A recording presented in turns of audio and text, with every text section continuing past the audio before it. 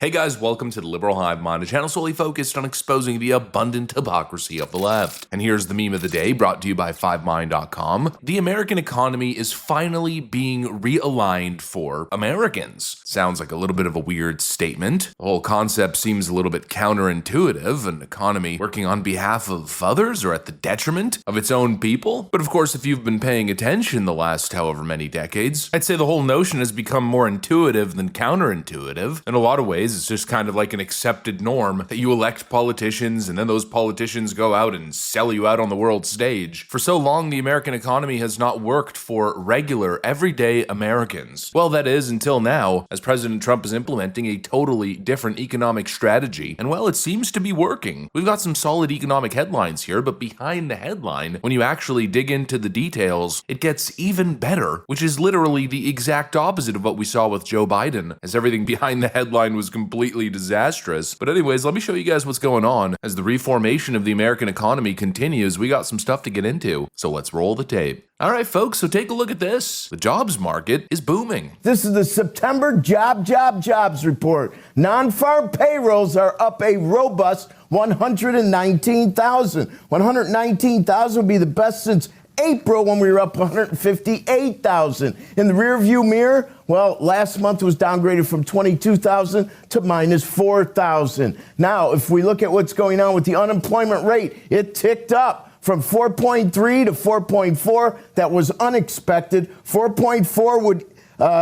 Last time we were at that level, boy, I have to go back a ways. October of 2021, when it was 4.5%. Now, if we look at labor force participation rate, it ticked up. That's a good thing. 62.4 equals where we were in May. You have to go to April of this year when it was 62.6 to find a higher number. 119,000 jobs added, beating expectation by nearly 70,000. And keep in mind, this is happening in an environment where massive tech firms and big companies are currently cutting jobs by tens of thousands as they start to implement AI into their systems. So despite all the AI cuts, there's still a robust jobs market being created. This is huge. This is a good thing. But again, the story is less about the headline and more about the details behind the headline. Under Joe Biden, the whole thing was look at the headline number and then immediately shut your brain off and just clap like a damn seal. Look, 300,000 jobs added, historic, Bidenomics this, Bidenomics that. But then, of course, you look at the reality and it was mostly jobs coming back after COVID or government hires, more government jobs, as well as low-quality service work following the massive flood of legal and illegal immigration. It was great PR, it was great optics, great headlines, but a terrible reality. Well, folks, this is different because these are strong American jobs that are being added. You've got a population decline. With over 2 million illegal migrants being deported, America's population for the first time in decades is shrinking. But then, of course, on top of that, you got the size of government shrinking. You would expect jobs to be going down. And yet, despite that, jobs are going up. Well, that tells you one thing. It means losing government jobs and less jobs going to H-1Bs and illegals, and rather we've got good private sector positions that are being filled by US citizens, not foreigners. Of course, going back to the thesis of the video, that this is a total realignment, an America First economic realignment. And if we look at the trend over the past year, the numbers are pretty staggering. American-born jobs are up 2.5 million, meanwhile foreign-born jobs are down 670,000. That's been the trend all year, and it seems to be something that's also accelerating. And so the American economy is refocusing on American citizens. The trade deficit is also tanking, by the way, which people say is a bad thing. Well, if you're chasing endless growth for the big multinational corporations, maybe. But the flip side of that coin is that now that consumption gap, I guess you could say, it's going to get filled by quality American products and services, meaning good jobs for the middle class and hopefully leading to a robust reemergence of the American middle class. And that I truly believe is exactly what's coming, especially with the advent of AI. People are so doom and gloom and focused on AI taking people's jobs. But for the most part, yes, I think AI is going to take jobs, but it's also going to create less reliance on mass importation of cheap labor. And I think in a lot of ways, it's going to create other avenues, different jobs, different sectors entirely. I don't see this doom and gloom outlook of AI taking everybody's jobs. I think the AI systems are going to be powerful and they're going to help people's lives in a lot of different ways. But there's also going to be a lot of jobs surrounding all these new industries that we're going to see popping up. There's been so much doom and gloom, and everybody seems to be so locked into all these negative attitudes. And look, I'm not saying that people are doing great or that there aren't any problems, but I'm just not seeing this massive collapse. I think people are being squeezed. Sure, it's been tough. People are borderline. That's absolutely been the case since Bidenomics was implemented. Living paycheck to paycheck is becoming the reality for a lot of people who thought that they,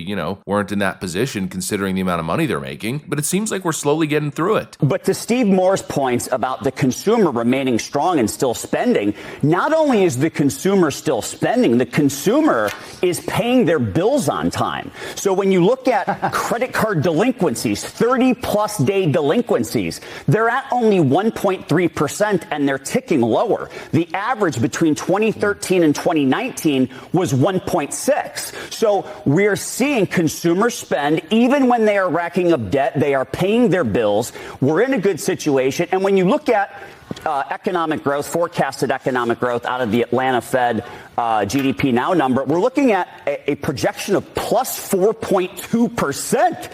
And if we're not adding a ton of jobs, obviously a lot of that's going to be coming from enhanced productivity. A lot of that could be AI. But I would say, as far as the macro landscape looks, we're looking pretty healthy. We just basically put our heads down and toughed it through 2 borderline recessions. We took the pain, and now it seems like, people are all right. They're stabilizing. Are they well off? No. But as long as we don't see some unforeseen kind of black swan event or massive institutional collapse, I think things might actually be surprisingly bullish moving forward. America's taking back key industries, getting control of the production of rare earths and minerals. That's huge. Starting to manufacture chips, building up data centers like nowhere else, getting ahead of the data and AI revolution. That's absolutely true. And then you've got $20 trillion of investment coming in from foreign nations and entities investing in Donald Trump's golden age economy. The president uses the number 20 trillion in terms of total investments. And I think that those commitments are real. And whether it's corporate investment, whether it's the Japanese trade deal where they're going to put in $550 billion, whether it's the Korean trade deal with $350 billion, whether it's Apple saying that they're going to reshore, I believe that they may be up to $500 billion. So it's investments like we've never seen. Just to put in perspective, the entire Biden administration was $1 trillion. $1 trillion over 4 years, $250 billion the final year. And we've got many single investments that are bigger than the Biden administration took in 1 year. So this is America's back.